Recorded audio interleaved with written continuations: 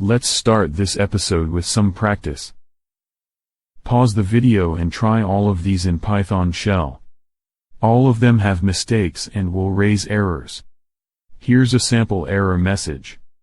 Error name, description, and a traceback. The error message shown will have these three parts. All of the code snippets shown before resulted in syntax errors. Here are some of the common mistakes that raise syntax errors. Fixing the specific mistake will resolve the issue. If you fixed all syntax errors, the program will start to run. But that may not be enough. Some programs may crash while running. Pause the video and try these code snippets now. These are the runtime errors, or exceptions. Here are some tips to fix them. But the best way to avoid runtime errors is to enable our code to predict them. For example, you're expecting a numeric input, but user can enter anything. A good program predicts and handles such errors.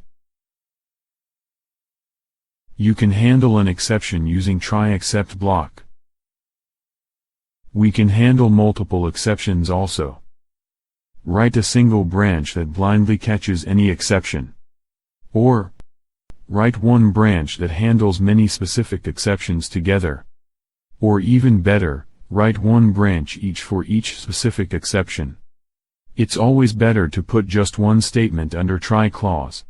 For everything else, add an else branch to the end of the chain. Semantic error, the third type of errors.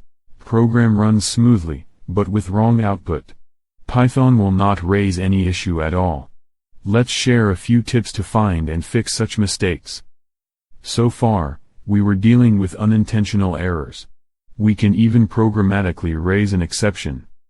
We can raise built-in or standard exceptions like this. Or we can raise our own custom exceptions too. How to define custom exceptions is beyond the scope of this series. Now it's time to sum up the lesson. If you have any question, feel free to ask that in comments below.